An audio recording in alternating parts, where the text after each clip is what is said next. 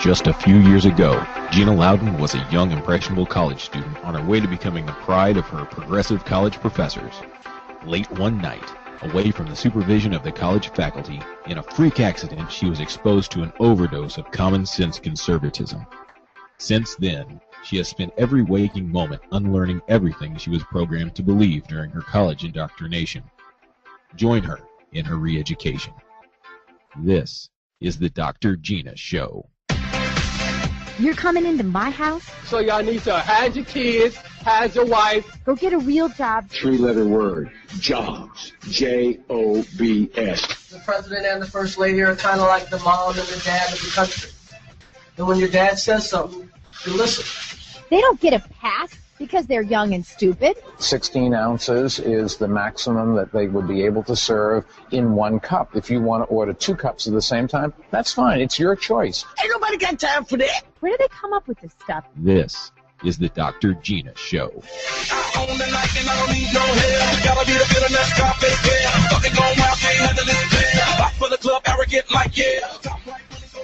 Thanks for listening. This is the Dr. Gina Show. We're glad to be with you today. Glad to celebrate with you. I love these times of year where we can just step back and reflect on what really is exceptional about this country and how cool is it that there are folks out there like my next guest who continually, this is what he does every single day. And if you haven't checked out his American Minute, Bill Federer is his name. If you haven't checked it out yet, it's high time you do. I only have 2 subscriptions, 2 RSS feeds that I subscribe to. One is Bill Federer, and one is Compass International, their little daily Bible studies. And there's a reason for that, because every day, if I'm not grounded in how we got to be the greatest country on the face of the earth, how it is that we are so exceptional, if I don't remind myself of that by reading Bill Federer's work every day, then I can't possibly get on air and continue to defend it to you against the savage voices on the other side. So it is without any further ado that I introduce to you once again one of your favorite guests and the official historian of the Dr. Gina Show, that is Bill Federer. Bill, welcome back to the show. Dr. Gina, great to be with you. Great to have you. Now, it is that time of year to celebrate the anniversary of our nation's foundings, and of course we're all going to have fireworks and barbecues and parties. But back in 1776, were they celebrating? No. And a little background, everyone says, well, America is the greatest country in the world. I decided to prove it, and so I spent about a year researching every civilization that has ever existed on planet Earth. And the first records, the first human beings writing down human records appear about 3,000 or 4,000 BC. Egyptian hieroglyphics, Sumerian cuneiform, and lo and behold, 4,000 BC, 2,080, 6,000 years. That's not that long. That's just 60 people living 100 years each, back to back. Anyway, the most common form of government in all of these 6,000 years is dictators. They go by different names: Pharaoh, Caesars, Kaisers, Sultans, Tsars, Maharajas, Genghis Khan, Julius Caesar, Attila the Hun. And if you're friends with the dictator, you're more equal. If you're not friends with the dictator, you're less equal. And if you're an enemy of the dictator, you're dead. It's called treason. And over the centuries, the empires kept getting bigger and bigger and bigger. So you had the Elamites and the Persians and the Egyptians and the Greeks, and then the Romans and the Byzantines and the Ottomans and the Vikings and the Charlemagne. And finally, you worked your way up. The largest empire that the planet had seen was the British Empire. And the King of England basically oversaw 13 million square miles and 500 million people. I mean, all of India, which was a quarter of the world's population right there, and they had Hong Kong and New Zealand, Australia, and the British West Indies, and all the North America, and but America breaks away, and so founders experienced what it was like being under a king. Okay, hang on just one second. I just want to say this because I really want listeners to understand, when we call America exceptional, this is precisely the reason it truly is like no other country in history. That's what you're spelling out for us here. Right. I mean, over history, there were the kings, and then they tried to find ways to limit the king. The first was using his own words. Remember, like Darius and Cyrus, and they said, well, King, you said that you weren't supposed to see Vashti again, so you got to go out and get some more, and you got Esther, you know, and you said that you had to throw Daniel in the lion's den. You can't. So he was limited by his own words. Second, you're limited by the words of past kings, and so this is sort of like, oh, the court traditions. Third, you're limited by a religion or religious leaders. Fourth, you're limited by the noblemen, the rich noblemen. They try to put a little pressure on you. The next is a constitution, but it's different than ours because the Constitution sort of limits the king. The ultimate is us, where there is no king and you're just ruled by the Constitution. And so America, we took the power of a king and we went in the total opposite direction. And we wanted to separate it amongst the people. Unfortunately, after every crisis, the rubber band wants to snap back into the power, into the hands of a king. But so when America broke away, if it wasn't for a 3,000-mile ocean, if it wasn't for competition of France, the second biggest empire in the world, against the British, and if it wasn't for us having 2 centuries of practicing self-government, we never would have had this great experiment where we produced the freest, most prosperous nation with the most individual liberty and freedom of any nation in 6,000 years of civilization on planet Earth. And it's slipping through our fingers like sand. But nevertheless, our founders knew what they were doing. And one of the things they did was there was a French and Indian War, and so it was the first global war in the 1750s to 1760s, and in America we call it the French and Indian War. In Europe it's called the 7 Years' War, but those 2 superpowers had it out all around the world, but in America the French lost, and the British king decided he wanted to leave troops on American soil and make us pay for them, and these troops they didn't have barracks, so the troops would stay in your house. They'd go up to your house and say, okay, guess what? We're living here, we're eating your food, sleeping in your beds, and you got to sleep in the barn. And this went on more and more. It's called quartering. Mm-hmm. And a crowd gathered in Boston and said, we don't like this. And the British fired into the crowd and killed a bunch, and it's called the Boston Massacre. And then the British decided they're going to tax us to pay for these people occupying us. And they had the sugar tax, tea tax, stamp tax, the intolerable taxes. The king would give monopolies to his favorites, but the Americans would have to pay all the taxes. And a crowd gathered in Boston and threw 342 chests of British East India tea into the Boston harbor, and it's called the Tea Party. And John Hancock had a ship called the Liberty ship, and the British confiscated it because they said there's stuff on there that didn't have the taxes paid on it. And so the people in Boston had this Tea Party. The king didn't like the Tea Party, and he decided to punish. Oh, that sounds so familiar, Bill. Sorry, I just had to get that in there. And the king decided to punish the colonies for the Tea Party, and had the blockade of the harbor. June 1st, 1774. I was going to starve them to submission. And the next colony over, Thomas Jefferson is in the Virginia legislature. He decides to draft a day of fasting and prayer.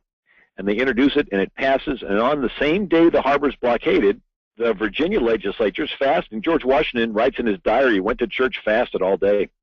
Well, the royal governor of Virginia, appointed by the king, interprets this day of fasting as a veiled protest against the king because it's the king's policies that's blockading the harbor. Mm-hmm. So this royal governor, Lord Dunmore, decides to disband the Virginia legislature, fires them, tells them to go home.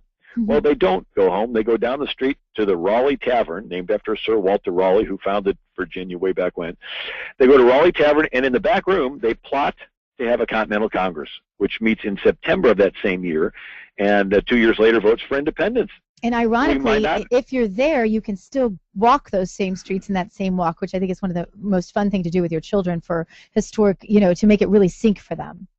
Oh, it's really special that when Jefferson was the governor, he moved the capital to Richmond, and so the city all of a sudden was vacated.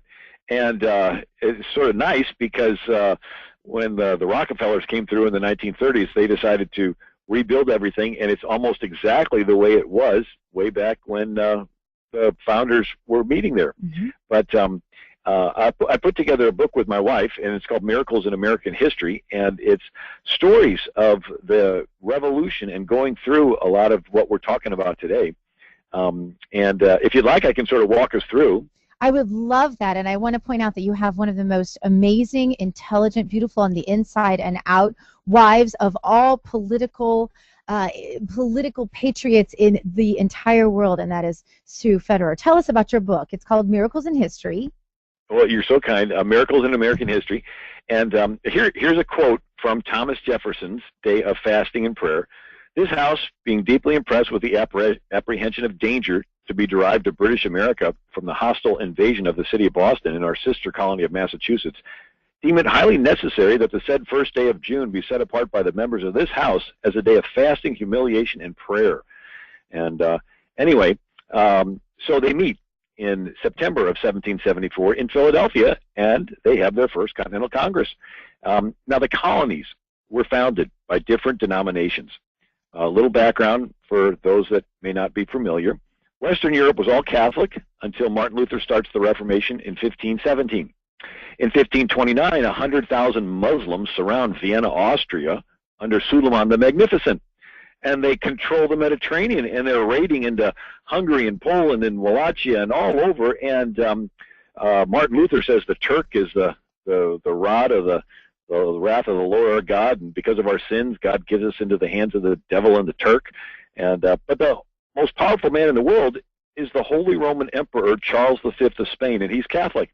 He controls all of the Americas and the Philippines, and the sun never set on the Spanish Empire. And from his point of view, there's a double dilemma.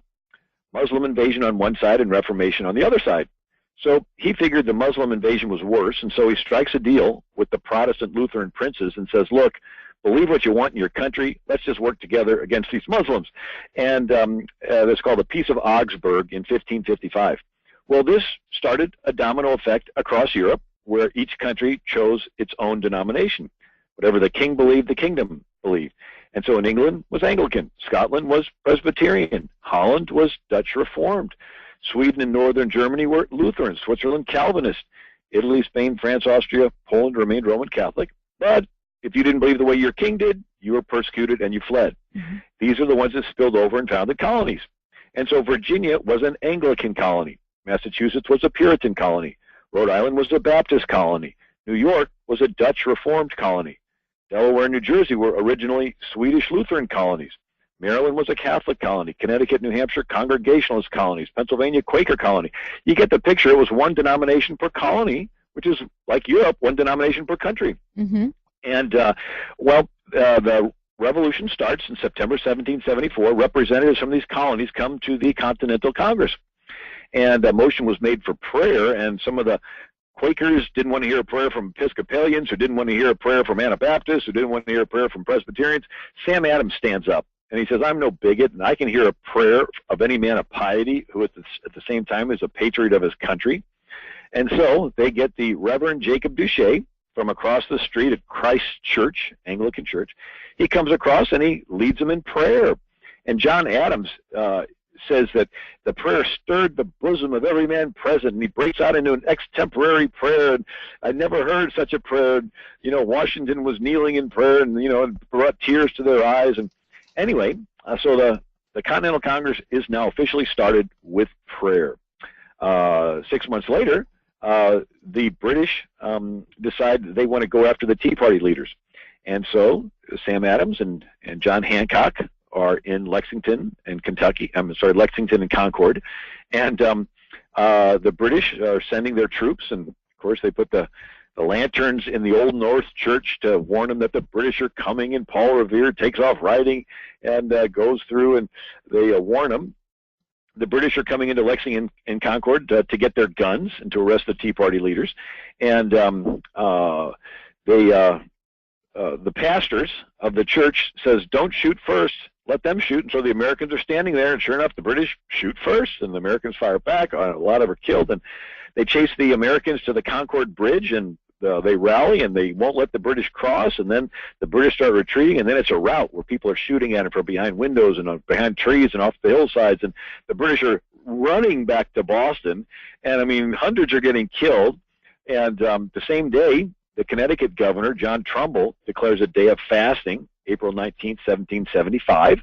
that God would graciously pour out his Holy Spirit on us to bring us to a thorough repentance and effectual reformation, that our iniquities may not be our ruin, so on and so forth. But we don't have those anymore.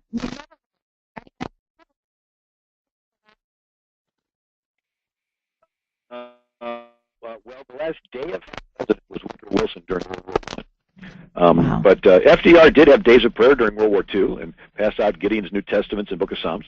Eisenhower had days of prayer. He made it an annual event. Nixon had a day of prayer when Apollo 13 was lost in space, so to speak. And but anyway, the June of 1775, the president of the Continental Congress is now John Hancock, and he has a day of fasting.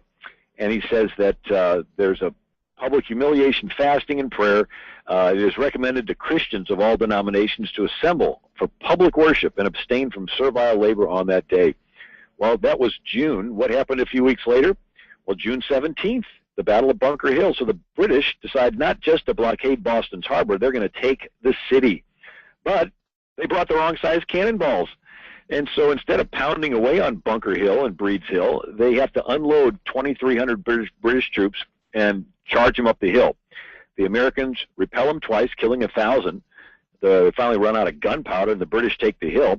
But this shows that Americans could successfully repel British soldiers. And 300 miles away, they have Washington chosen to be the commander-in-chief, for which he takes no pay.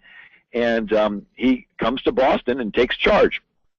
And lo and behold, when the British take Boston, they trash a lot of stuff, including a bookstore that was run by a 25-year-old guy, Henry Knox. So this 25-year-old Henry Knox decides to join the 43-year-old George Washington. And Henry Knox has an idea.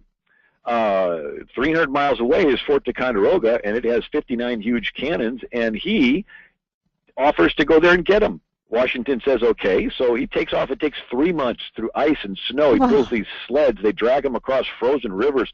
One of them breaks through the ice, and they got to get the men of Albany to help fish it out.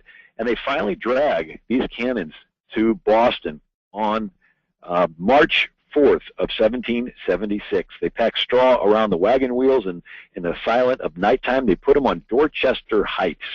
Dorchester Heights was a huge hill that the British had sort of overlooked getting control of, but it overlooked the harbor. And on March 5th, the British general, William Howe, looks up and sees the cannons, and he says, these rebels did more in one night than my whole army could have done in a month. And so the British general, William Howe, makes plans to attack Dorchester Heights, and the colony declares a day of prayer, and Washington orders his troops to observe it. He says, Thursday the 7th, 1776 of March, this province set aside a day of fasting, prayer, and humiliation to implore the Lord and giver of victory to pardon our manifold sins, and all soldiers are strictly enjoined to pay reverence on said day to the sacred duties of the Lord of hosts. Well, the next day, March 7th, the same day that they're fasting and praying, British General Howe puts 3,000 men on ships, and they're going to go across the harbor to Dorchester Heights, but a violent storm blows up. And it's so turbulent he can't even land his ship, so he has to abandon the attack. And Washington writes to his brother, upon their discovery of the works the next day, great preparation was made for attacking them, but not being ready before afternoon and the weather getting very tempestuous, much blood was saved and a very important blow prevented. That this most remarkable interposition of Providence is for some wise purpose, I have not a doubt. Well, so that is March of 1776. 8 days later, March 16th, 1776, General William Livingston introduces a resolution in the Continental Congress. It passes unanimously for a day of what? Fasting and prayer. Congress desires to have all people of all ranks and degrees duly impressed with a sense of God's superintending providence, recommend the day of humiliation, fasting, and prayer, and through the merits and mediation of Jesus Christ, obtain pardon and forgiveness. So that's March 16th, 1776. Well, of course, we know that on July 2nd is when the Continental Congress voted finally for independence. July 4th, 1776, they approved the wording of the Declaration of Independence because Jefferson had written it listing the reasons we were rebelling. The king was blockading our harbors. The king was appointing all the judges who were accountable to his will alone. the king was inciting natives on the frontiers to butcher the inhabitants, on our settlements. But he listed that the king had enslaved the people who had never offended him and transported them against their will, and many died in the transportation, and the king stopped every effort of the colonies to end this execrable commerce in humankind. It was slavery. And South Carolina, Georgia said they're not signing it with that in there, so they took it out.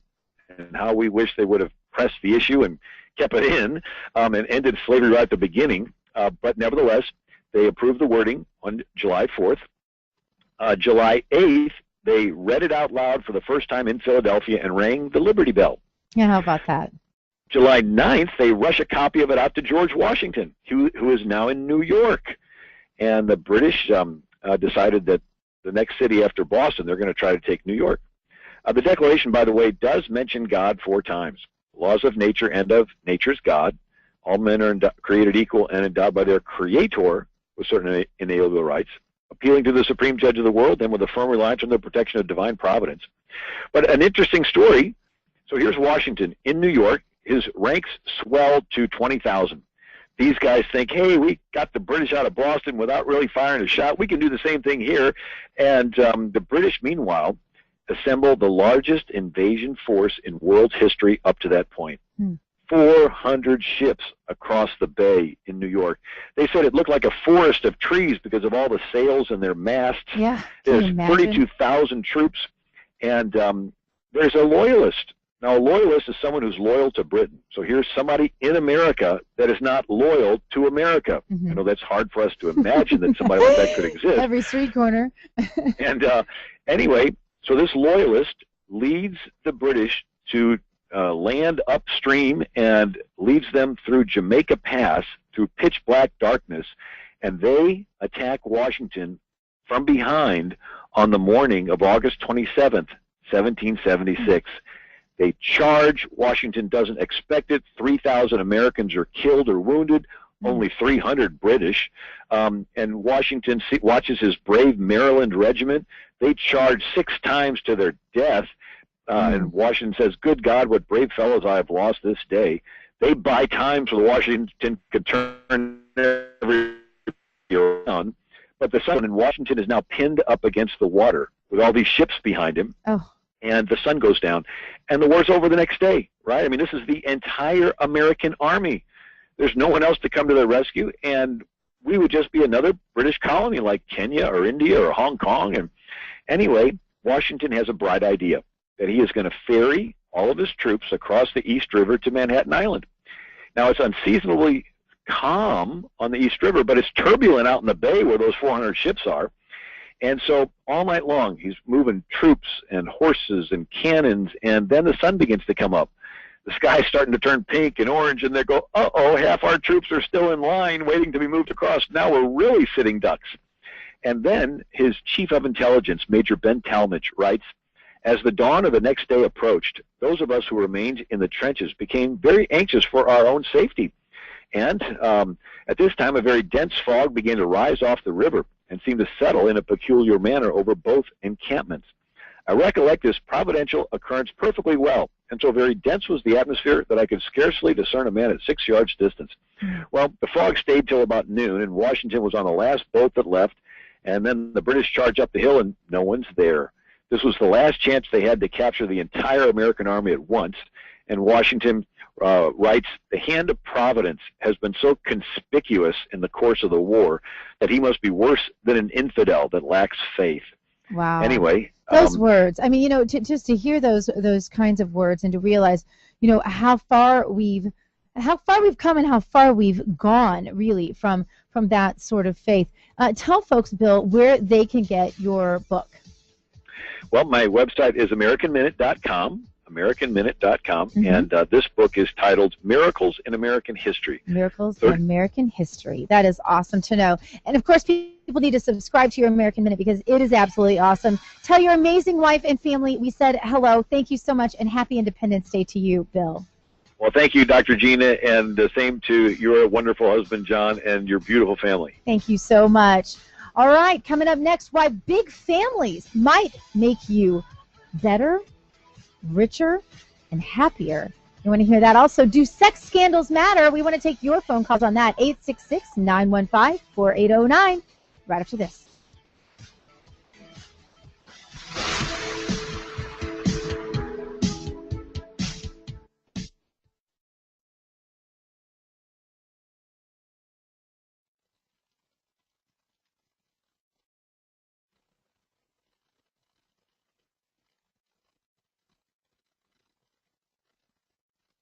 Hi, I'm Ted Cruz, and this is the Freedom Minute.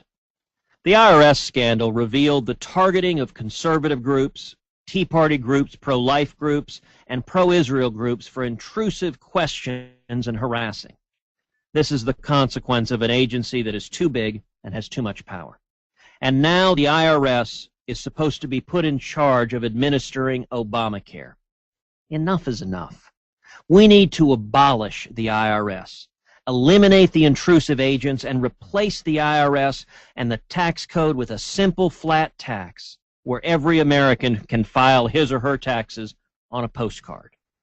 Every year we spend about $500 billion on tax compliance, which is deadweight loss, and it doesn't produce even a single truck or tortilla. A flat tax would produce economic growth and create jobs. Thanks for listening. This is Ted Cruz with the Freedom Minute. 7,000 high school students drop out every school day. That's one every 26 seconds. So here's a 26-second message of encouragement. Hey, I'm Matt. I know, sometimes you think no one cares if I finish high school, right? Well, I do. Me and thousands of people you've never even met. Okay, here's the thing. When you graduate, you have better opportunities to make more money, have a cool job, just have a better life. So the next time you need a little support, a little motivation, just know there are a whole lot of shoulders for you to lean on. So stay in school and graduate. Do you have 26 seconds to convince a student to stay at their desk? Now you can share your message of support at boostup.org. We can keep students in school. Visit boostup.org and take the first step. Brought to you by the U.S. Army and the Ad Council.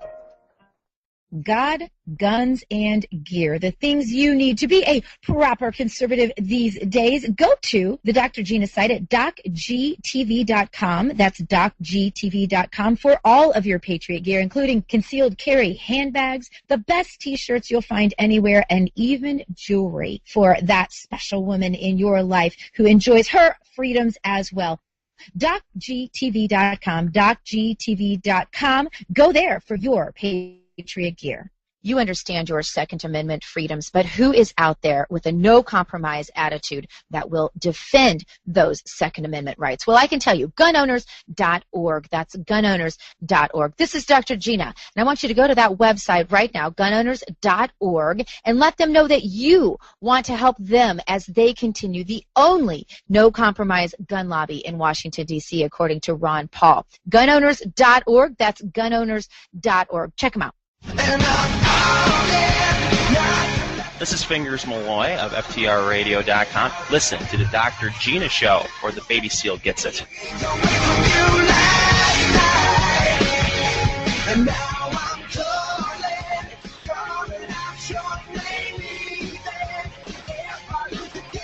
And you are listening to the Dr. Gina Show.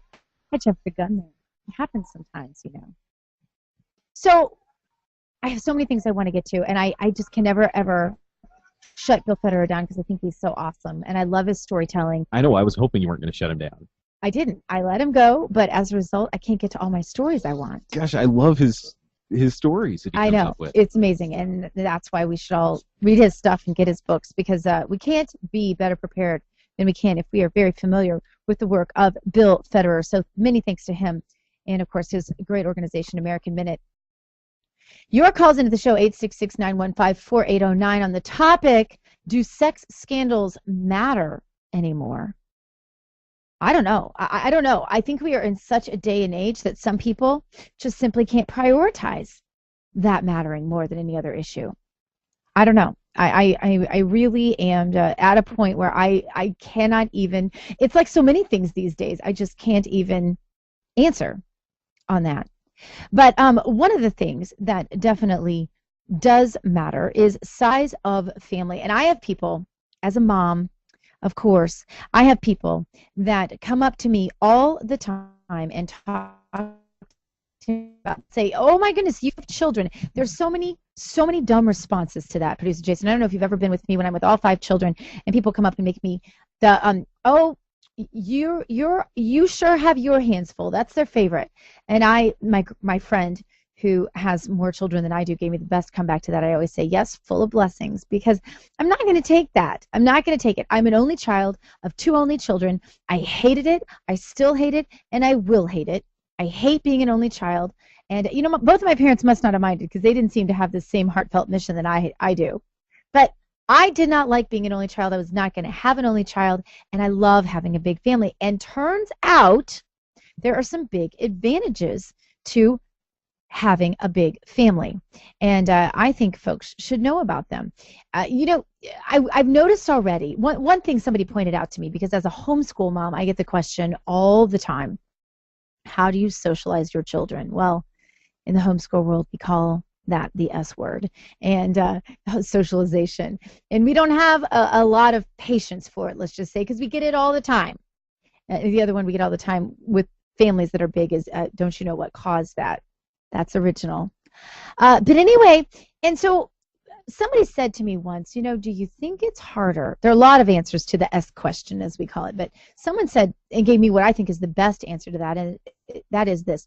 Do you think it's harder for folks to get along, little kids to get along with kids where they are rotating classes and they see them for 30 minutes and they can't talk, then they're in the hallway, and then another class, new crop of students, and they can't talk, and then they go in the hallway again, and then they go to recess, they go to gym, they go to the next class, a different crop of kids, so on and so forth. Do you think that's harder, or do you think it's harder to get along with the same 3, 4, 5, 7, 12 siblings all day, every day, all night, in your business, all your days of all your life?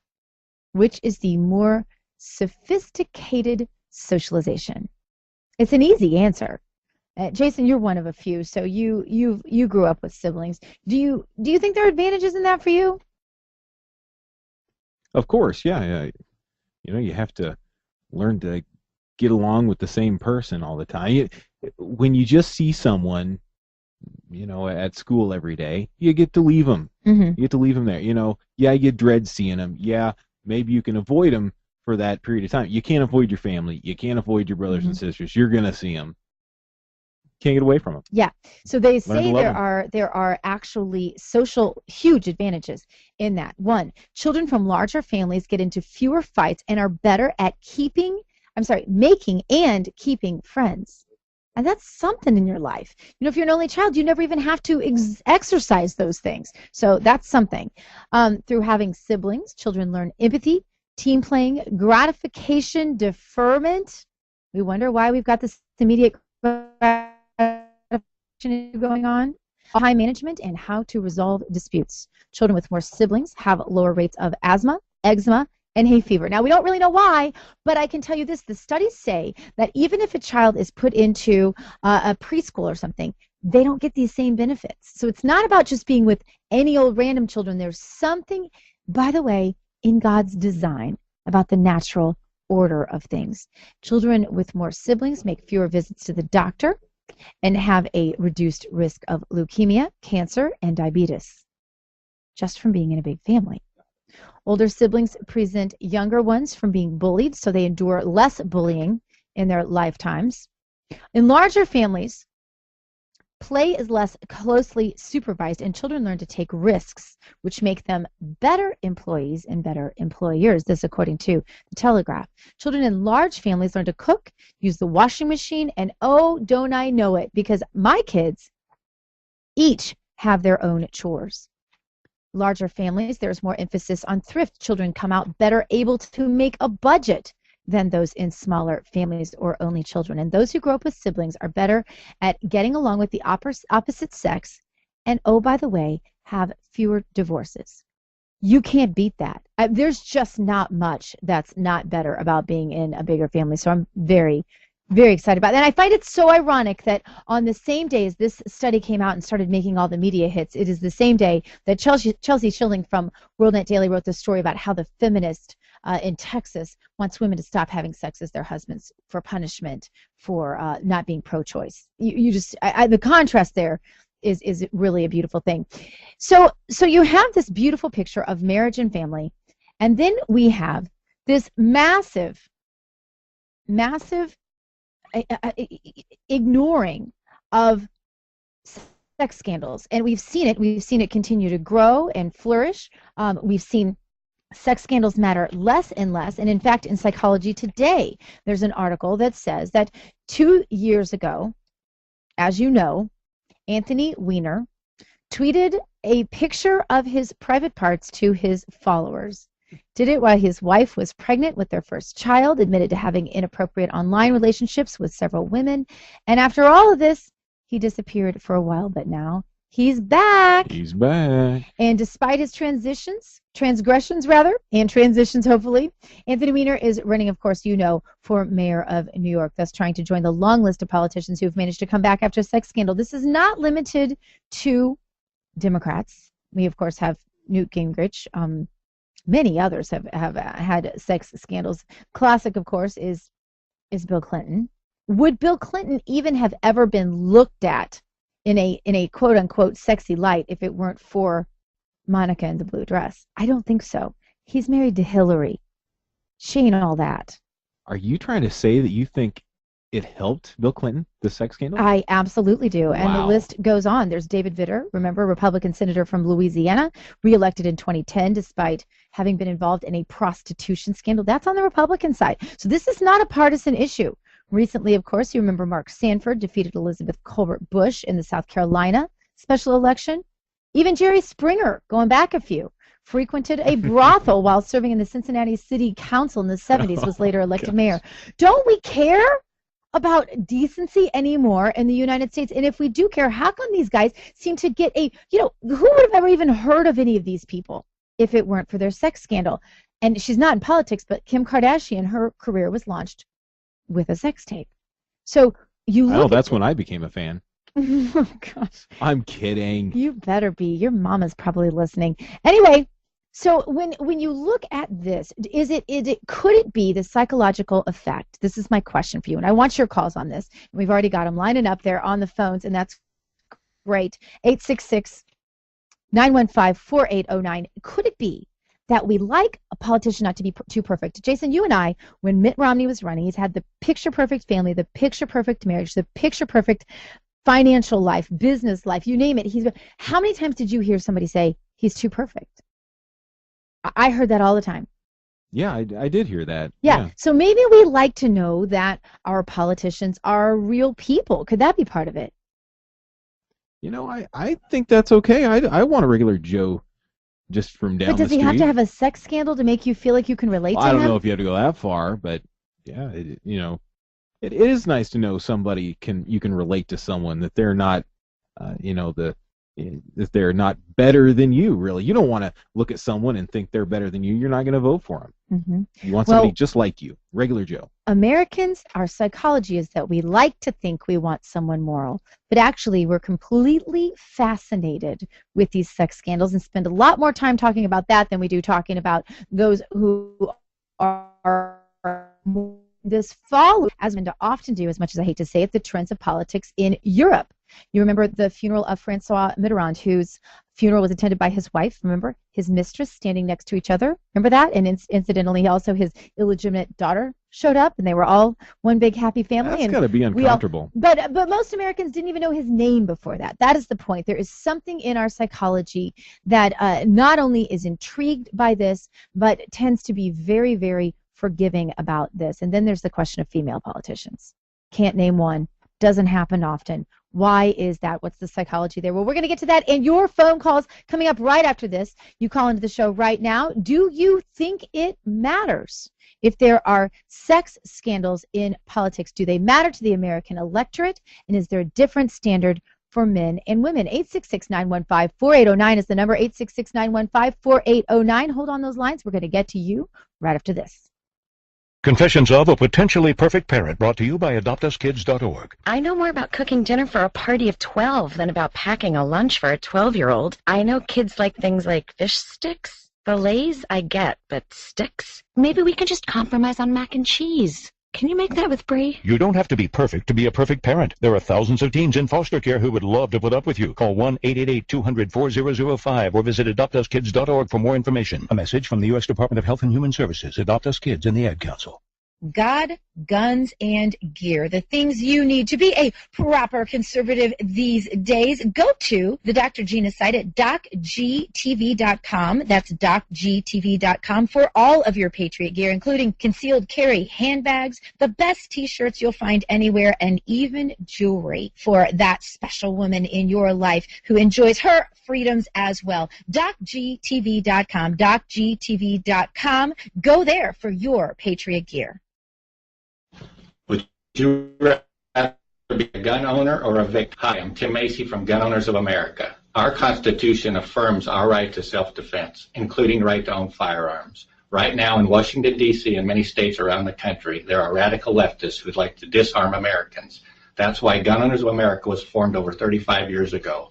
We're here for only two reasons: to lobby to protect the Second Amendment and to replace anti-gun politicians with pro-gun Americans who actually understand what the Constitution says. I urge you to join us in this fight. We've been called the only no-compromise pro-gun lobby in Washington, D.C. Please go to gunowners.org and join today. It may help you from becoming a victim tomorrow. That's gunowners.org. Hey, it's Dr. Gina here, and I told you that I'm going to help you be the most effective in your activism that I possibly can, and I've got a tip for you right now. Go to gunowners.org and join to be a member. Sign up for their alerts, and you can know exactly what you need to do to take action to save your freedoms. Go there right now and become a member. Gunowners.org. That's gunowners.org. Tell them Dr. Gina sent you. Gunowners.org.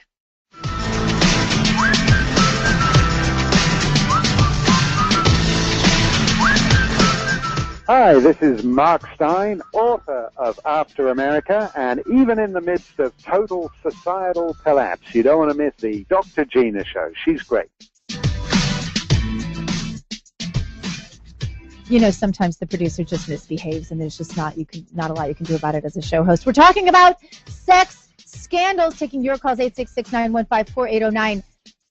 Do you care anymore, or are there just more important issues on the table for you? You look at the track record of Americans voting for men who've been involved in sex scandals: Bill Clinton, Anthony Weiner, even Newt Gingrich, who's by and large been completely forgiven. I mean, I see Newt Gingrich at the most conservative of the conservative events that I go to. And by the way, I like Newt. I've forgiven him. Why does that not matter to us like it used to? And also, is there a different standard for women with sex scandals in politics? We're going to go to your calls now, 866-915-4809, 866-915-4809. Put it in your phone if you haven't already, and we're going to go to Bill calling from Wisconsin. Bill, does it matter to you if a candidate that you like otherwise on the issues has been involved in a sex scandal, and why or why not? Hi, good afternoon, Dr. Gina. Hello. Hello. You know, as far as it goes with me, it does matter to me. I don't weigh it heavily because typically these aren't the people that I'm voting for anyway. Well, there are some conservatives that are going to be in these scandals, but recently, I have thought about this before, and I think you touched on this a little bit earlier. I actually think that these sex scandals ingratiate the candidate to the voters, believe it or not. It's because, you know, just look at the divorce rate and look at the humanity of people. I think a lot of people have either cheated or been cheated on, and, you know, I think it just makes them feel like this person is a little bit more like them, or they're just not, you know, I think it's a real deep psychology behind all this on why. You might want to write a book on that. Well, let me ask you this, Bill. Let's say, what about women? Is there a different standard for women? And the fact of the matter is, I can't, and Jason can't name a woman who's been a politician elected and been involved in a sex scandal. Can't name one. But let's put your favorite female candidate, who I might know who that is. Let's put that person up there and say, if there was a sex scandal with the issues facing us today, would it matter more to you that this person was involved in a sex scandal, or would it matter more to you that they were right on the issues and had a long track record of being right on your issues prior to that? The latter. Yeah. No doubt about it. You said too, you forgive. Sex it's a tough topic to even talk about, let alone start to get into the psychology behind it. Oops, we lost him. I don't know what happened. He must have been on a cell phone. Sorry about that, Bill. Your call is 866-915-4809, 866-915-4809. Now, it is interesting because these are the statistics, if you want them. If a married man really wants to be a politician, according to Psychology Today, but he knows he might find it problematic to stay faithful to his wife, he might be better off trying to make it in another country. While it's possible to recover in America, easier to do so in Europe, where of course they are more, I guess you'd say, sexually liberated in a lot of ways than we are here in America. The distinction between the public versus private matters, especially pronounced in continental Europe, which has been very much more accepting of infidelity in the public sphere than in America. And I do think there's a different standard with female politicians. And it's so interesting, Jason, that you brought that up about female teachers and sexual molestation or relationships with their students, when we tend to think that's just horrifying. And if a man does it, it's a completely different story. I'm interested to see what happens to the female politician who goes and does that. I don't know the answer to that, but I can tell you if it was someone with a long track record, I'm not sure it would matter. Yeah, maybe she'd pick up the support of more men by thinking, kids have these little fantasies about their teachers, It's like, well, and then they hear about it actually happening, and they're like, man, that's kind of cool. This is what guys think, and they don't tell women, by the way. I'm totally blowing guys' cover here. Young girls might think that a teacher of theirs, an older male teacher of theirs, is cool. We had a very, very fine-looking priest I've talked about on my show before. What? My husband knows. He's a very fine-looking priest, and he was so cute. We used to all just even tease him about how gorgeous he is. And still looks great today, by the way. I saw him not that long ago. And so but it's not a fantasy for me per se. It's just acknowledgement that there's a nice-looking guy. Can't guys have a nice-looking teacher and not have to? Oh, your shifty eyes are scaring me. I'm not even going to talk to you about that. Okay. Well, the unignorable fact is that the majority of sex scandals in American politics revolve around men. No big surprise. And by and large, voters are men as well, which is interesting, which makes you wonder if it is what Bill alluded to, that there are more men who know their own weaknesses in the arena of sex, whether it's pornography or extramarital stuff or whatever. You look at the number of just pastors and priests involved in looking at pornography, those numbers are astounding. So maybe people are saying, maybe men especially are able to say, look, I have my own issues, I better not be the judge of Bill Clinton or Anthony Weiner or whoever it is. One of the most obvious reasons for the difference among female politicians who would get involved in a sex scandal and male politicians is that 19% of women who currently occupy congressional seats, of course, had to work pretty darn hard to get there. They're in a male-dominated industry. I can so relate to that. And they're not going to risk it based on something as fleeting as an affair. Do you think women might just be more conscientious in these matters, more careful not to do them because they have too much at risk, or even maybe more careful in their cover-up? Do you think that could be part of it, Jason? I don't know. Oh, wait, so you're saying that the reason why there are no women politicians who've been caught because they're better at keeping it quiet? Maybe.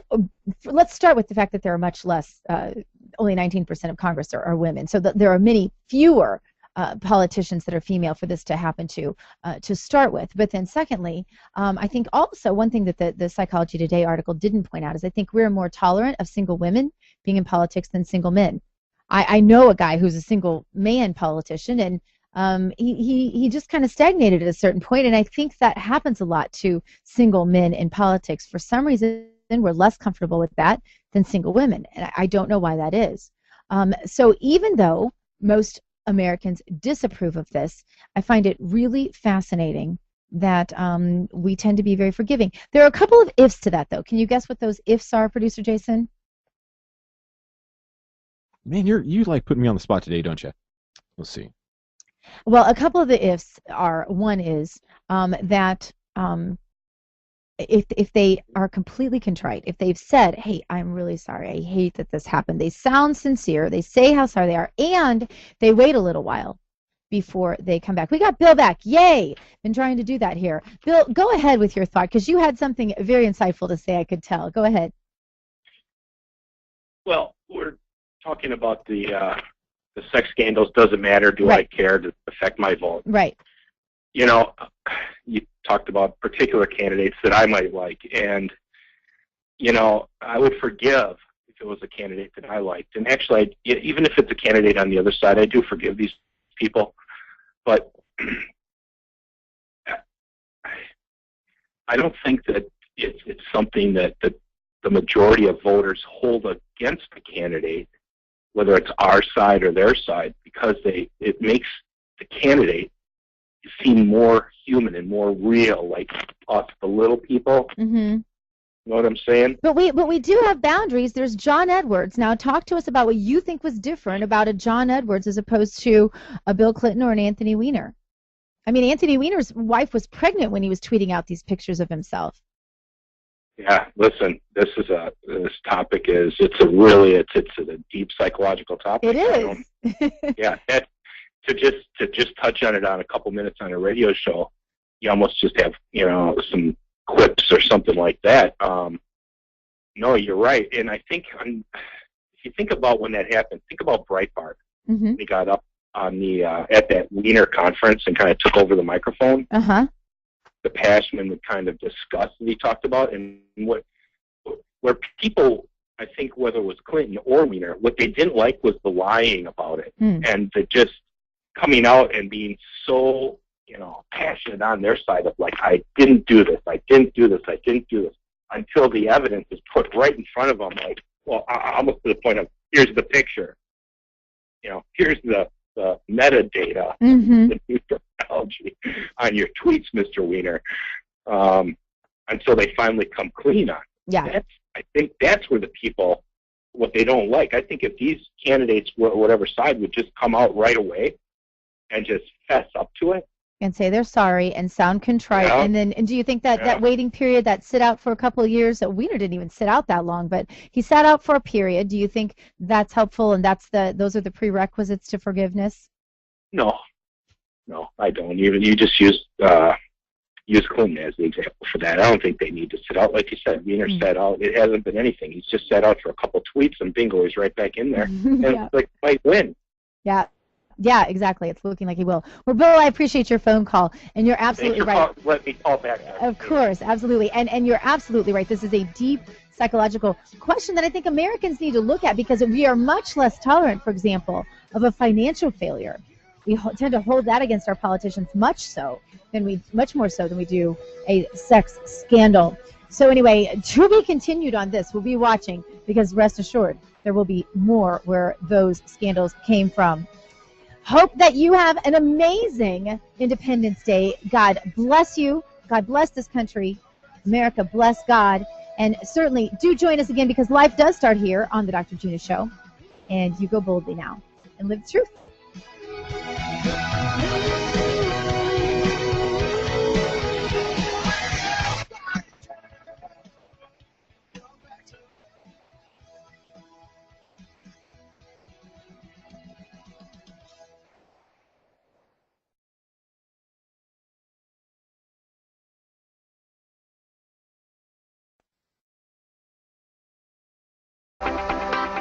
Just a few years ago, Gina Loudon was a young, impressionable college student on her way to becoming the pride of her progressive college professors. Late one night, away from the supervision of the college faculty, in a freak accident she was exposed to an overdose of common-sense conservatism. Since then, she has spent every waking moment unlearning everything she was programmed to believe during her college indoctrination. Join her in her re-education.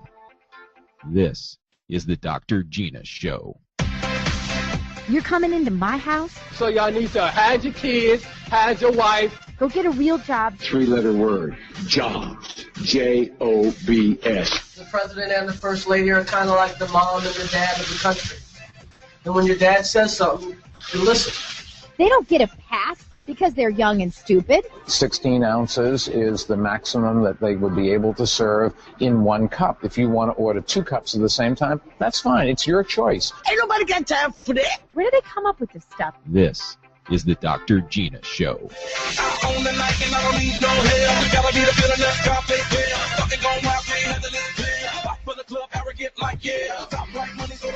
And you are listening to the Dr. Gina Show. Welcome, welcome. We are so glad to be with you. I can't see that because I have my glasses on, but I see there's something breaking out of Egypt, and I was going to inform Where are your glasses? Yeah, they're down there somewhere, my purse. But something I'm is supposed to happening. be keeping track of those, aren't Can I? you let Is us that know my right job? there what that is saying right there about that breaking news, please, producer Jason, while I'm going The all Egyptian professional. army announces suspension of constitution, names interim president. Wow. Interesting. All right. Well, and I know that they in Egypt also have shut down the state control of the media now, and there are several other things that have happened as well. It's very interesting to see how this is going because it seems like some of the military have actually turned coat on their own commander-in-chief. Yeah, and Obama's got to be bummed out about this. This is Obama's buddy, Yeah. He really wanted the Muslim Brotherhood to slide into power over here, and he was so excited when finally the Muslim Brotherhood was able to take control of Egypt, and Morsi was in control, and the people of Egypt didn't really like that. It's like the people of Egypt had to learn this hard, fast rule that Americans could be watching and gleaning some wisdom from, in that you cannot continue to cater to those and kowtow to those who support Sharia law and radical Islam. It's really a problem, and I don't know how long it's going to take. The problem with most Americans is that most Americans never travel outside of the United States, and they haven't been to other countries where the takeover is horrendous, such as all parts of Europe, and of course Egypt. The percentage of Americans who've ever been to Egypt is so small, and most Americans don't pay any attention whatsoever to what is happening on foreign soil. Americans have gotten lazy and complacent, and I'll just dare say a little selfish in what they're paying attention to, and as a result, we have this coming at us. Egypt has experienced this in short order, and we should be watching everything happening. Because a lot of what's happening there is very reminiscent of things that are slowly transpiring, and not even so slowly, but more slowly than in Egypt, here in the United States. Yeah, well, here we have a lot of things to keep us busy. To distract us, and Obama loves that. Right. In Egypt, they pretty much just kind of take to the streets and don't really have much else to do except hang out in the streets. And, we have TV, we have internet, we have music and video games, and we have all these other sports, and these things are just done right before our eyes, and we don't even see it. I have so many questions about what's going on in Egypt. I would love to talk to someone there on the ground because, you think about things like, if the state has taken over the media, then does no one have internet now? Do the television stations, do the folks watching them know that this is now state-controlled media and there's no private commentary on media? So those are a lot of the things, and this is a violent group of people that, yes, he won the election democratically. People keep saying, oh, but he won the election democratically. Okay, so did Hitler, as I recall. So, I mean, just because someone wins an election democratically doesn't mean it wasn't a gargantuan mistake. Can we please... Obama? Like Obama. Yeah, and so that really means nothing because countries all the time make mistakes like that. And again, you know, the United States has a ton of impact and a ton of influence on governments like this, and probably a lot of the people trusted the United States. And this is what I'm concerned about. This is another question I have. The people who are on the ground, those you know, I don't know what you call them, Tea Party types, those people rebelling against the government right now, are those people, because there's been a massive display of anti-Obama sentiment, and they haven't really covered that in the mainstream media at all. And so I've seen pictures and things on the internet, and I've seen tweets and things about how much anti-Obama sentiment there is. They're mad at Obama for this. Do they know that most Americans aren't in sync with Obama on this? Like, are they mad at the general rank and file American? Are they mad at America for this, or do they understand that this is really an Obama? Their direction, their anger should be directed. Well, I don't think they understand. When I see something that the French president has done, I get ticked at the French, you know, because I'm not there. I don't see the different factions of people. Mm-hmm. I don't see the different groups of people, the opposition. All you see is what actually happens amongst the leaders. And I think they probably think we're a bunch of Obama sycophants over here. Yeah, nice. And of course, the oil prices are a primary concern. I read in the Wall Street Journal today some scary predictions on that as well.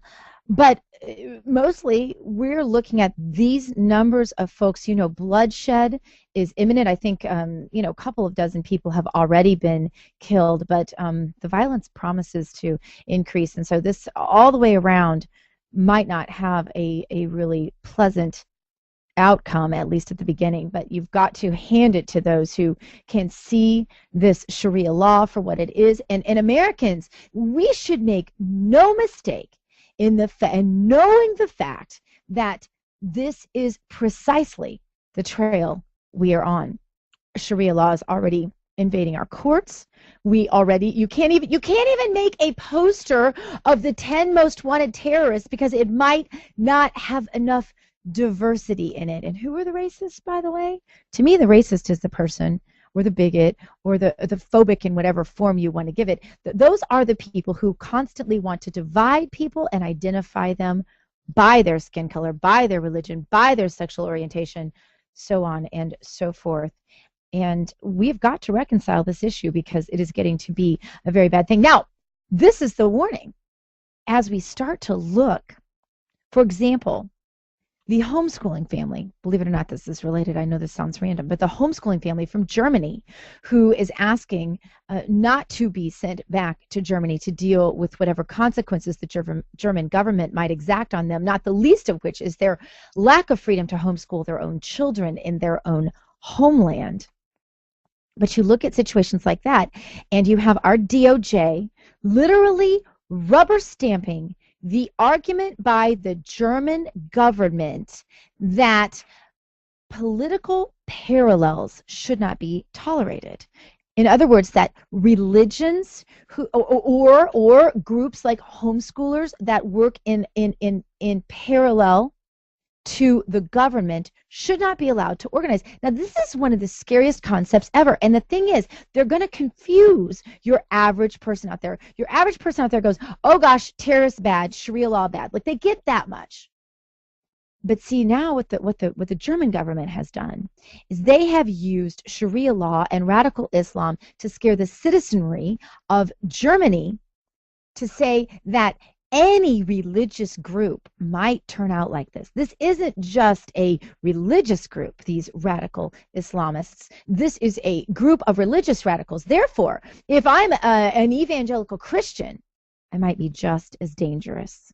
And you know that every time anything goes wrong in evangelical Christendom, they use it. And they're going to continue to use it. Anytime one person snaps who might have identified himself as a evangelical Christian, even though it's disproportionately shocking how few conservative Christians ever commit crimes or do anything wrong.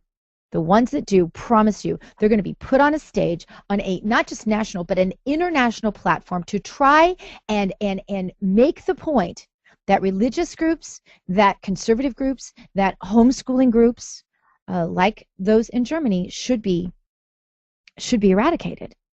And they'll use radical Islam while protecting it to try and make that point. That's the scary thing. And our DOJ actually cited in the court testimony as to why that German family should be deported, that, like the United States, there are radical parallels working in contrast to the efficacy of the well-intentioned government. This, my friends, this is some of the scariest testimony I personally have ever heard. Getting ready to write about that, and you will be hearing more on this topic, but look for it. This is not a prediction. This is just me seeing what's coming, like I'm looking at the freight train. It's heading toward me, and all these Americans are standing right out in the middle of the tracks, playing on their phones, watching spectator sports, whatever it is they're doing, playing on their video games, while the freight train barrels at us, and we all stand idly by. It's scary, my friends. We have a great show in store for you today. Anthony Weiner, of course, is running for mayor of New York after his sex scandal. Bill Clinton had his famous blue dress sex scandal. Newt Gingrich, you know about him. There are so many others. An interesting phenomenon has taken place, and I started looking at this. Does no one care about sex scandals anymore? What is the psychology behind these sex scandals for these men who get out of these sex scandals? Because you pretty much can't name a notorious female politician with a sex scandal. Is there a reason for that? Is it different for men than women? Do sex scandals even matter anymore? Or might you build a strong enough national platform to go even further? Would Bill Clinton ever be considered sexy if it weren't for Monica? I'm not so sure.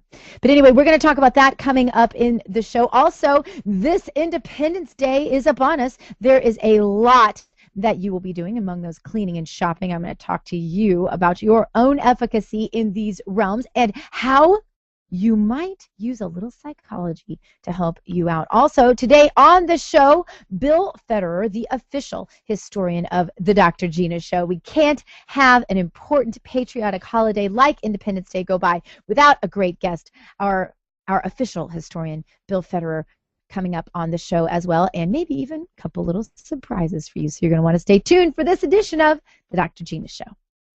Hi, this is Joe Dan Gorman of Intellectual Frog Legs. Ain't no liberals say I have every phobia out there. They say I'm a homophobe, an Islamophobe, even a Michelle Obamophobe. Well, actually, I am kind of scared of her. So, with all these fruitcake phobias, I'm bound to be on my last leg. So you probably ought to hurry on over to intellectualfroglegs.com. See what Chuck Woolery's calling the best new media he's seen. That's intellectualfroglegs.com. God, guns, and gear. The things you need to be a proper conservative these days. Go to the Dr. Gina site at docgtv.com. That's docgtv.com for all of your Patriot gear, including concealed carry handbags, the best T-shirts you'll find anywhere, and even jewelry for that special woman in your life who enjoys her freedoms as well. docgtv.com, docgtv.com. Go there for your Patriot gear. Right now in Washington, D.C. and many states around the country, there are radical leftists who would like to disarm Americans. That's why Gun Owners of America was founded over 35 years ago. Gun Owners of America is here for only two reasons: to lobby to protect the Second Amendment and to replace anti-gun politicians with pro-gun Americans who actually understand what the Constitution says. Gun Owners of America has been called the only no-compromise gun lobby in Washington, D.C. Join today at gunowners.org. Do you support Obama's universal background check? This is Dr. Gina. I want you to go to gunowners.org right now and answer that important survey question. Gun Owners is the only no-compromise gun lobby in Washington, according to Ron Paul, and many others are finding the value of joining an organization like Gun Owners of America, who's been there and will be there with a no-compromise attitude. Gunowners.org.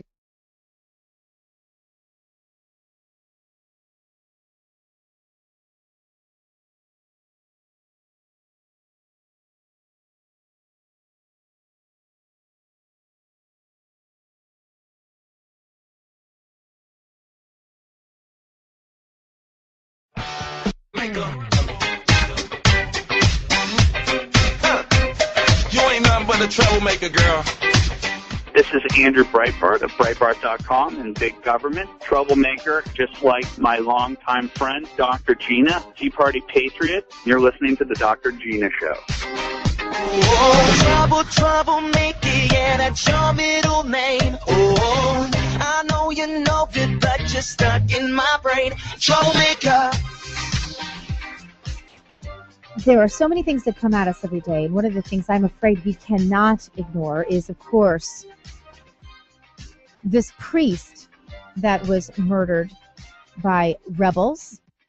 This matters in the political argument happening on the international scene, but sadly, there is just a deafening silence, really, of those who've supported the U.S. arming of Syrian rebels. No word from Obama. Of course, it's not to be expected. I mean, when all this started erupting in Egypt, Obama just made the phone call and said, "Oh, you know, we're just not really going to take a side. We don't want violence." That's so leadership of you, Mr. Obama. You were going to say leadership-y. I was going to say leadership-y, but I figured that was too serious of a sentence to say leadership-y. Right, that's why I had to jump in there. But there's zero leadership from Obama or the State Department. No word from lawmakers who back this arming of these Syrian rebels.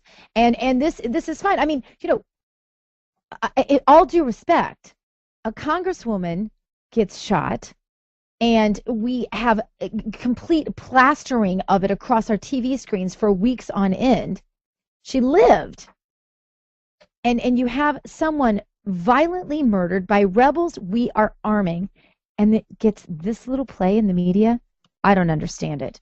Where are all, and let me just ask this question, I mean this with all due respect to my Catholic friends, where are all the bleeding heart liberal Catholics? Because there are a lot of them who are out there all the time saying, you know, they're Catholic, but oh, they hate the pro-life stance of the church. Where are those Catholics right now who should be speaking up about this if this isn't a humanitarian issue, I don't know what is.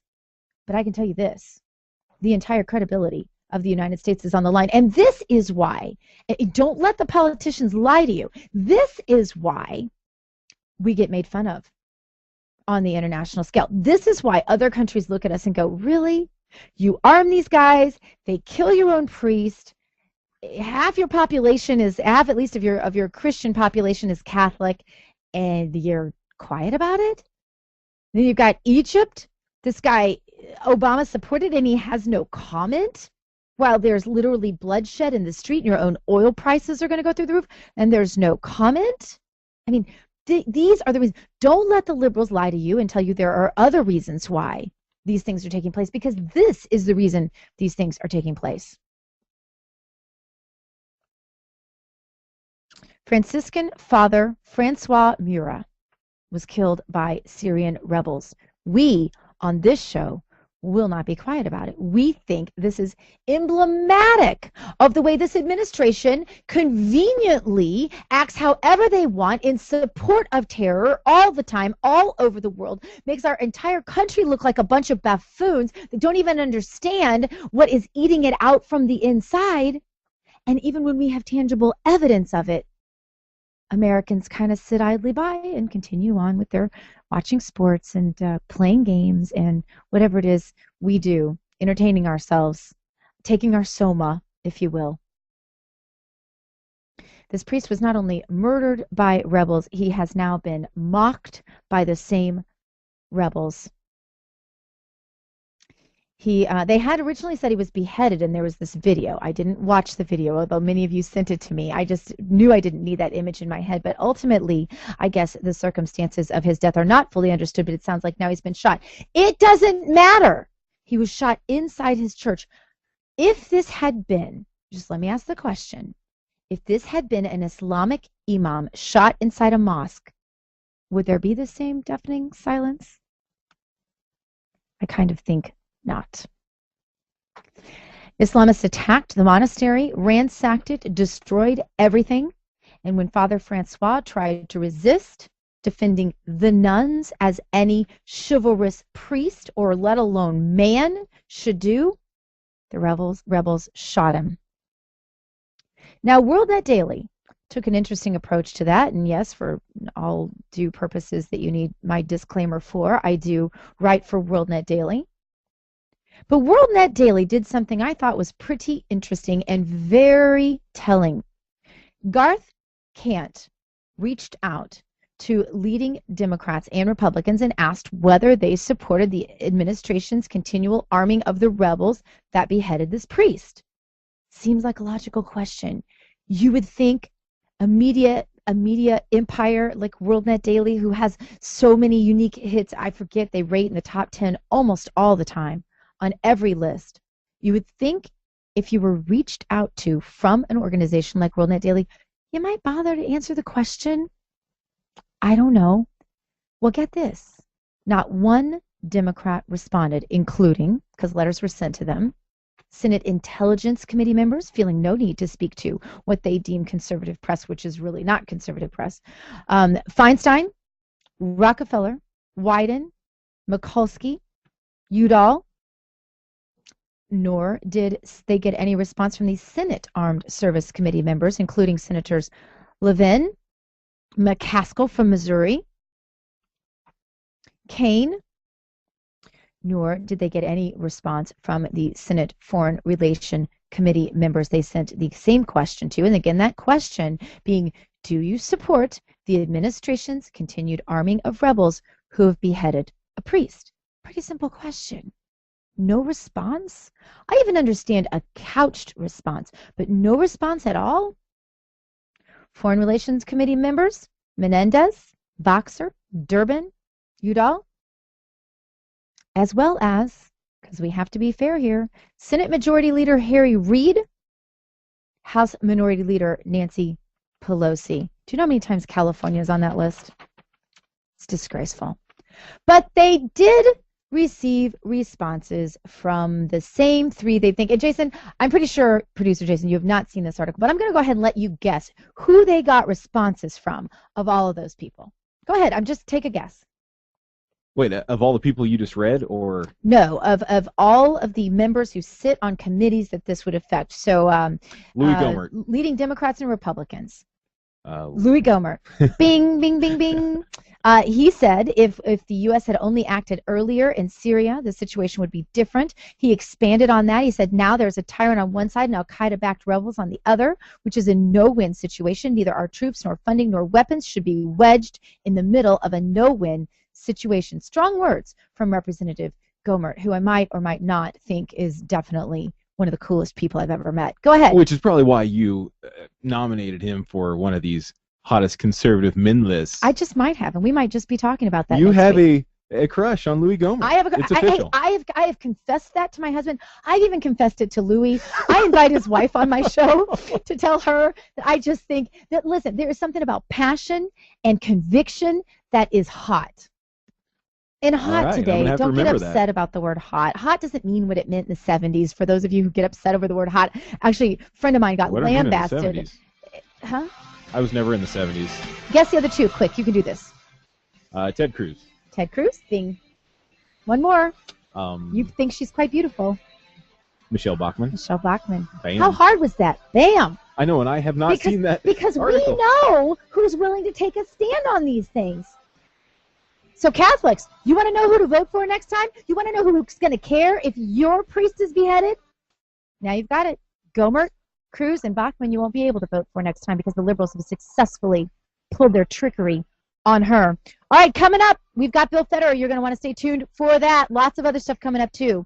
More soon on The Dr. Gina Show.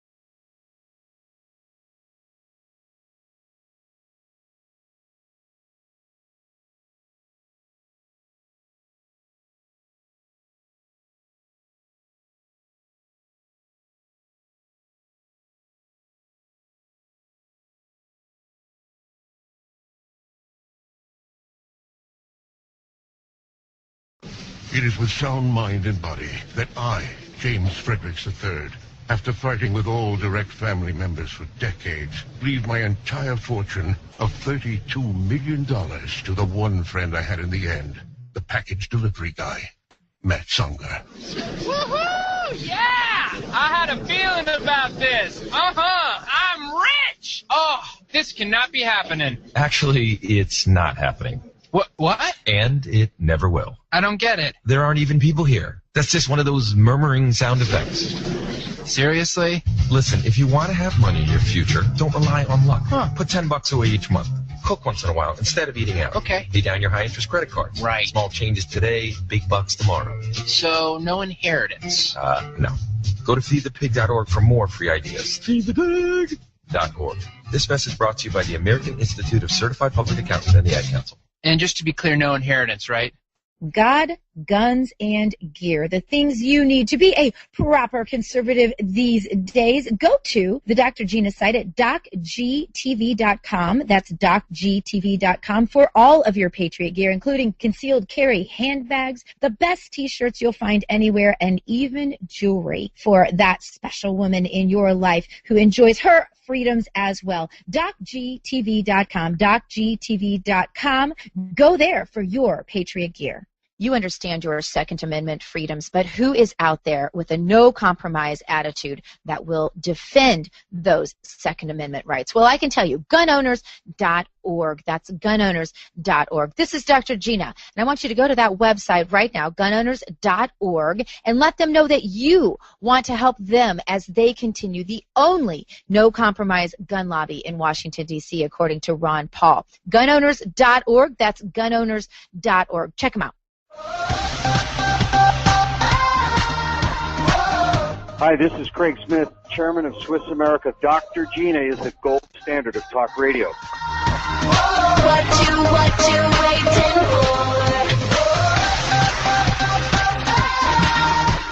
Oh, yeah. Well, you know, we're always crazy, we conservatives, until what we say absolutely happens. And it's again and again and again and again. So pat yourselves on the backs, all my little conservative patriot warriors out there, because you called it. And oh, the Obama administration catching on now. We said it would be much more difficult for employers to enact Obamacare than they had ever imagined. No, this is going to be easy. This is going to be cheaper. It's going to be easier. It's going to be better. Well, guess what? It's not cheaper. It's not easier. It's not better. In fact, it is costing more, taking longer, and is not having a good impact on our health care. Now, I have a theory. You heard today, of course, everybody heard today, that the Obama administration has finally admitted it's going to delay enforcing a provision in the health care law that requires large employers to provide coverage for workers or pay penalty in 2014. So everybody's heard that. Now, I have a theory here. I believe that the reason, and here you go, you can call me crazy, call me a conspiracy theorist, go ahead, because I'll be right and you'll see it.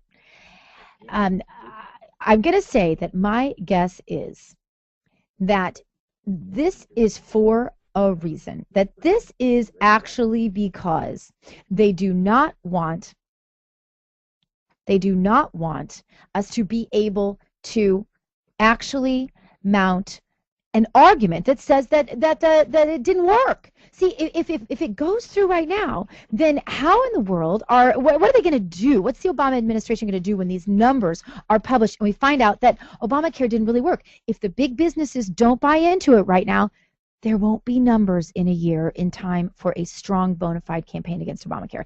That's my latest conspiracy theorist, but we have a fun surprise in store for you. Many of you know this guy. He's become a political hero to conservatives across the country.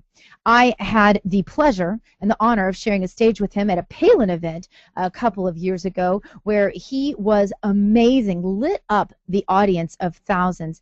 And I have to say, though, Jason, you really have had words with his opponent, so we might be a little biased in this one, right? You really do not like his opponent. Yes, his opponent and I have gotten into, we've had quite You've had some altercation. face-to-face, Let's call it red-faced altercation. Altercations. Yes. My next guest, Attorney General Ken Cuccinelli, candidate for governor of Virginia. Welcome to the Dr. Gina Show. Well, it's good to be with you. And Jason, I wish I'd had some face-to-face opportunities with my opponent, but he is avoiding debates like crazy with us. So we haven't had any yet. Yeah, well, I've heard a lot of rumors about that. And now, has he ultimately finally agreed to some? I thought I read. He's agreed to one, and he had to be kind of drag kicking and screaming to it. It's the traditional first debate in Virginia, is the Virginia bar debate. It'll happen July 20th. It'll be live streamed on PBS's website because the moderator is Judy Woodruff. And we presume he'll come to the other big debate of the year, which is the Fairfax County Chamber of Commerce, Fairfax being our largest county. 1 million of our 8 million people live there. And but that's it so far. We've challenged him to 15 debates. All around Virginia, people pay less attention to these state races than the federal races, and it's very important to be in their neighborhood and talking to them about how one's own vision applies to their area. And I've talked about reducing marginal tax rates, paying for it by closing corporate loopholes and reducing the growth in government will spur job creation. And what that means in each region of Virginia, and he's refused to do that. Well, what has the reaction been from other Virginia voters who are seeing that this man obviously has some reason why he just doesn't really want to meet face-to-face with you, at least not very often, and if he can't have plenty of time to prep? Well, it's still relatively early. People pay attention later in non-presidential races. I will say there are regions of the state that do feel like they're being ignored by him because of this, and I'm not happy about that. I'd rather us have an actual debate in those areas. Obviously, I think we'll do very well with our very positive job-creating, smaller government, limited government approach versus his, pick the industries, give them your tax money, so they'll bribe them to come here. And that, which hasn't worked for him. I mean, he got paid to take his business to Mississippi instead of Virginia, and it's a failure. It's 1 year anniversary of opening their factory floors this Saturday, when he had predicted they would produce 10,000 electric cars. And as far as I know, at most they may have produced a couple of hundred. Could be wrong because they're not sharing much information. Much as he isn't sharing much information, I release my tax returns. He won't release his, even though last year he called on Mitt Romney to do it. Apparently it's okay for him to call on Republicans to do it, but it's not okay for Republicans to call on him to do it. What? A Democrat double standard? Are you sure about that, Attorney No, General? I'm very sure about it. Now, speaking of debates, you have challenged, this is a little bit different, you have challenged Vice President Biden to debate you, and what are you getting on that? Is he afraid of you too? Oh, I'm sure he is. I mean, he'll certainly, well, I'll not be petty, but it's interesting. People around the country should know lots of people moved to Northern Virginia to work in Washington. And, of course, Terry McAuliffe moved to Virginia with Bill Clinton. He was in charge of renting out the Lincoln bedroom. It was his idea. He was the purveyor of access for money to that administration, and he made a good living parlaying those relationships into his own get-rich-quick schemes, which he made money off of, though thousands of people lost their jobs and their investments. That's the path he's been on for 33 years. He's been a Washington party fundraiser. And so it shouldn't be a surprise that he's recruiting the other Washingtonians to come attack us while he won't stand up and go toe-to-toe to debate us. So we said, well, if Joe Biden's going to carry your water for you, maybe he'll debate us.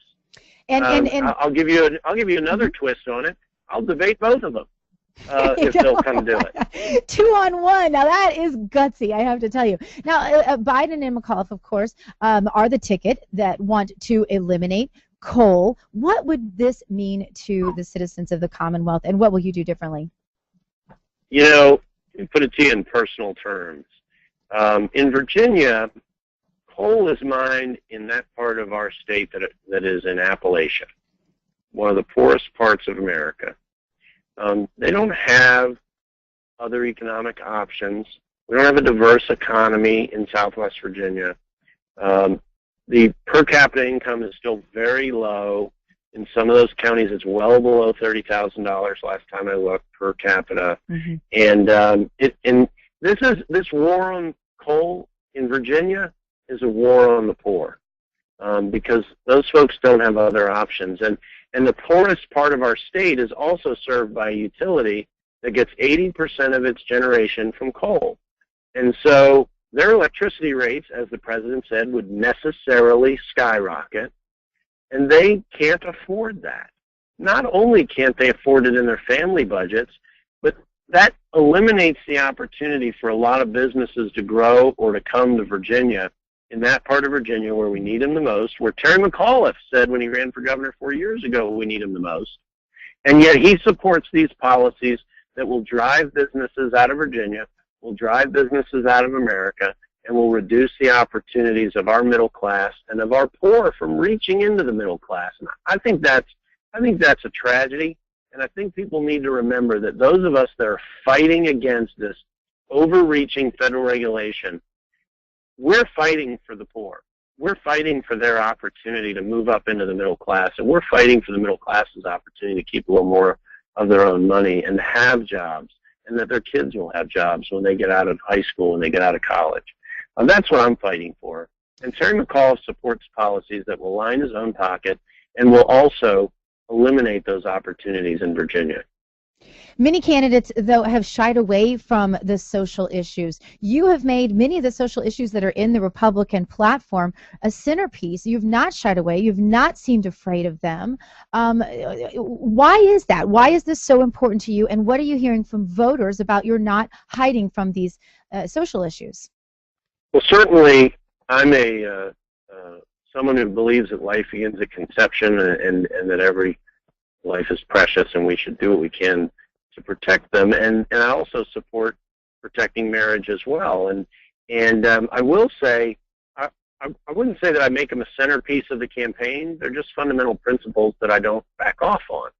And I think that's pretty important. I think a lot of voters are used to people wish-washing around. My opponent will tell the audience in front of him what he thinks they want to hear to try to get elected governor. I mean, a lot of this race is a salesman, a used car salesman, versus an engineer. I'm an engineer. And even Bill Clinton said of Terry McAuliffe, one of his best friends said, well, I'd buy a car from Terry. Well, but I don't know about a used car. There's an endorsement.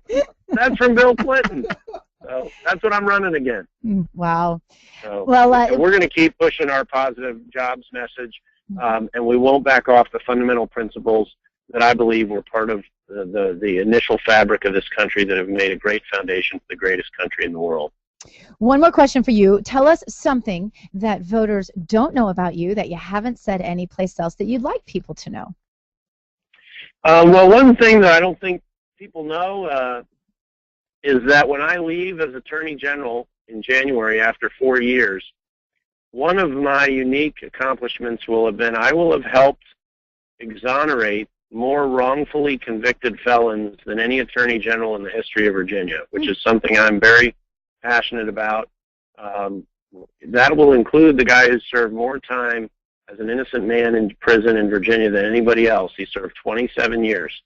And I went in and argued using a law that I voted with Democrats on when I was back in the state Senate. I'm the first AG to go into court and use it without scientific evidence to exonerate someone who is wrongfully convicted. So it's kind of outside the box. That's outside the box. That is not where I thought you would go with that. So, well, we appreciate you taking time out of such a busy race to be on the show with us. Tell folks how they can find out more and get involved in your campaign. And yes, I'm going to say it, where they can contribute. At Cuccinelli.com. It's spelled just like it sounds, at least in South Italy. CUCCINELLI.com. They can follow us on Facebook. We're at Ken Cuccinelli for Twitter, and we'd love to have them on board. So please come on board. Facebook, on the web at Cuccinelli.com. We'd love to see you there. Keep us posted on Thank how you all. it goes. Attorney General Ken Cuccinelli, candidate for Governor of Virginia. All right, coming up next, we are going to, well, first of all, we have Bill Federer coming up on the show, our official historian of the Dr. Gina Show, that we are going to have on to talk to us about what is so important, the historical significance, why it matters so much to us this Independence Day, which is up on us. And also coming up, we're going to get your feedback. Do sex scandals matter? I'm running a couple names past you: Bill Clinton, Newt Gingrich, Anthony Weiner. Do they matter anymore? And is there a different standard for women? What might be the psychology behind that? We're going to take your calls on that. If you haven't already, put the number for the show in your phone so you have it, 866-915-4809, 866-915-4809. Stay tuned for more right after this. You're listening to The Dr. Gina Show. History was made on today's date. Stay tuned for an American Minute with Bill Federer. Washington, D.C. was in a panic as 70,000 Confederate troops were marching toward it just 60 miles away. The furious fighting lasted 3 days. As General Lee found his ammunition running low, he ordered General Pickett to make a direct attack. After an hour of murderous fire and bloody hand-to-hand combat, the Confederates were pushed back, and the Battle of Gettysburg ended this day, July 3, 1863, with over 50,000 casualties. President Lincoln confided, "When everyone seemed panic-stricken, I went into my room, got down on my knees before Almighty God, and prayed." This has been an American Minute with Bill Federer. For a free transcript, call American Minute at 1-888-USA-WORD. Ranger Station. Yeah, hi. I'd like to report a bear sighting in the forest. 1 second, I'm having a smoke. Next thing I know, I'm face-to-face with Smokey Bear. Wow. And he told me it only takes one spark to start a wildfire. Did you know 9 out of 10 wildfires are caused by humans? I had no idea. That's why Smokey's famous and you're not. If you see someone in danger of starting a wildfire, step in and make a difference. Brought to you by the U.S. Forest Service, your state forester, and the Ad Council. Learn more at SmokeyBear.com. Only you can prevent wildfires. God, guns, and gear. The things you need to be a proper conservative these days. Go to the Dr. Gina site at docgtv.com. That's docgtv.com for all of your Patriot gear, including concealed carry handbags, the best T-shirts you'll find anywhere, and even jewelry for that special woman in your life who enjoys her freedoms as well. docgtv.com, docgtv.com. Go there for your Patriot gear. Would you rather be a gun owner or a victim? Hi, I'm Tim Macy from Gun Owners of America. Our Constitution affirms our right to self-defense, including the right to own firearms. Right now in Washington, D.C. and many states around the country, there are radical leftists who'd like to disarm Americans. That's why Gun Owners of America was formed over 35 years ago. We're here for only 2 reasons: to lobby to protect the Second Amendment and to replace anti-gun politicians with pro-gun Americans who actually understand what the Constitution says. I urge you to join us in this fight. We've been called the only no-compromise pro-life in Washington, D.C. Please go to gunowners.org and join today. It may help you from becoming a victim tomorrow. That's gunowners.org. Hey, it's Dr. Gina here, and I told you that I'm going to help you be the most effective in your activism that I possibly can, and I've got a tip for you right now. Go to gunowners.org and join to be a member. Sign up for their alerts, and you can know exactly what you need to do to take action to save your freedoms. Go there right now and become a member. Gunowners.org. That's gunowners.org. Tell them Dr. Gina sent you. Gunowners.org. Hey, I heard you are a wild one. Ooh. Hey, I heard you are a wild one. Show me how you do. I wanna shut down in the club with you. Hey, I heard you are a wild one. Ooh. Well, if it weren't a scandal, it wouldn't be a day in America under this administration, I'm pretty sure. You probably know that, too. And, of course, one of our latest scandals, before you forget, because there are so many coming at us so fast, because Obama likes it like that, is the NSA scandal, of course, as you know. And it's been interesting to watch Obama dance. He's not much of a dancer, really. Let's just get that out of the way. It's been interesting to watch him dance around this issue. Don't forget, coming up on the show, we have Bill Federer, and he rocks out loud, and he is the official historian of the Dr. Gina Show. Nobody knows it like him. His segments, honestly, are the worst form of radio. They always say, here I go pulling the curtains behind the scenes. They always say, be sure that when you have a guest that you don't let them talk the entire time, which I do when Bill Federer is on. And then I sit there and think, oh gosh, it was a terrible segment because I didn't say anything because Bill Federer talked for a full, sometimes half hour. He's done when I've given him that long. And then people will be like, more. They love this guy. He's amazing. So you are not going to want to miss Bill Federer, the official historian of the Dr. Gina Show. I read his columns whenever I can from American Minute because, it's so important that we understand our history if we're going to know where we're going. So one of the latest scandals, of course, the NSA scandal. And when Obama last week called Snowden a hacker, the comment was designed to try to make him seem insignificant or somehow not as important, not as potent as he has been, certainly in the news. The president also talked to a growing fear among national security officials that others in the ranks of young, tech-savvy, new recruits, of which there are some, was it 50,000? Was that the number, Jason, of folks like Snowden that have access to this information? I don't remember the number. It's like some extraordinary number, and I keep trying to cite it every day on the show and can't remember. Yeah, no, just when you think it's going to be something like 12 or 15 or 50 or 100, it's like 50, it's thousands. Thousands. Yeah, it's like an insane number, and many of these folks are they're just good with technology, and if you're in my business, you know how important somebody is who's good with technology. I remember when I was trying to hire a producer, I'm like, they've got to rock technology. Among other things, they have to do well. Technology matters today.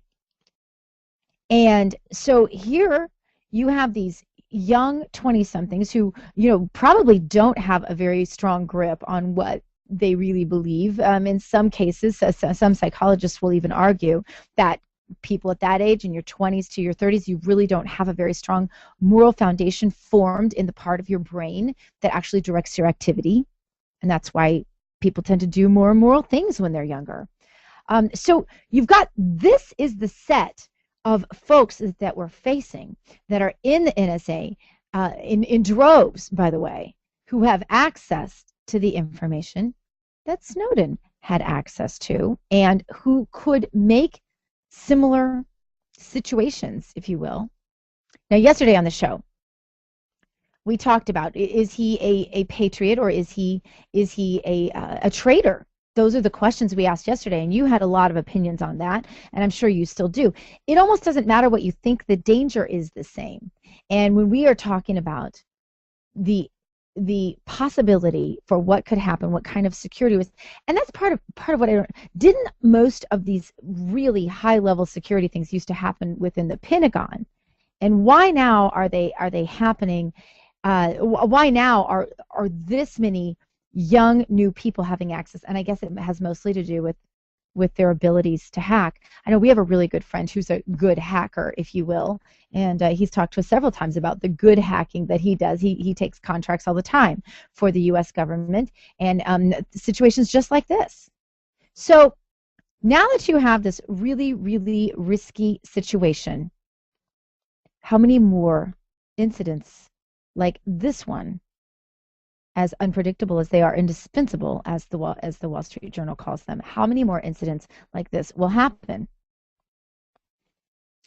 And so you ask that question, then you look at what should happen to Snowden. Now, he's sought asylum really pretty much all over the place, and he's been refused now in Brazil, Germany, India, Netherlands, Norway, Poland, and Russia, which was withdrawn, I guess, by Snowden himself. He's still got open to him Austria, Ecuador, Finland, France, Iceland, Ireland, Italy, Spain, and Switzerland. I would guess Switzerland might be one of the first places I'd have gone if I were him. And possible also in Bolivia. So he said his country would study any request submitted. Venezuela also, President Nicolas Maduro said he deserves the world's protection.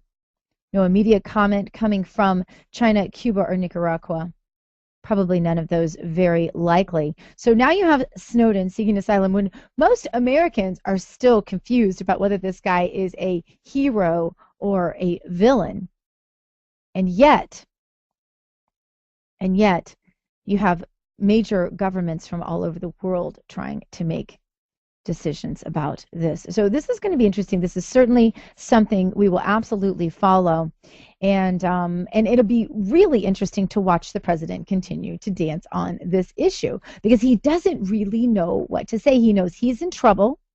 He knows that there was a lot more spying going on than they were willing to admit. I saw officials being interviewed, saying, "Oh no, this was on a very small scale. No one else really had access to what Snowden had access to." And then you see the same administration trying to squirm in and explain how someone like Snowden, who I think was like a tech school dropout, if I'm not mistaken, could have that level of access to our private information and the whole infrastructure of the internet, and then at the same time, somebody who is out there telling on the president that, hey, this is what they're doing. Americans, make no mistake, this is going on under this president's watch.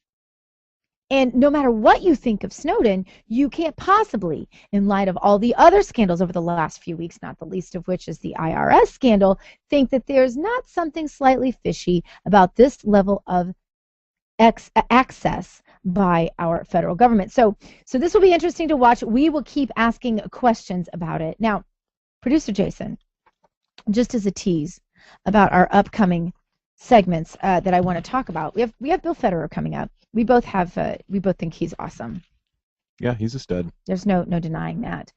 Do you, just asking you, because I want to set this up for the audience appropriately, do you think that that there's a different standard from women politicians involved in sex scandals than there are in male politicians involved in sex scandals? First of all, go ahead and do this. Name all the women politicians who've been involved in sex scandals. Oh, you start the music at such a convenient time.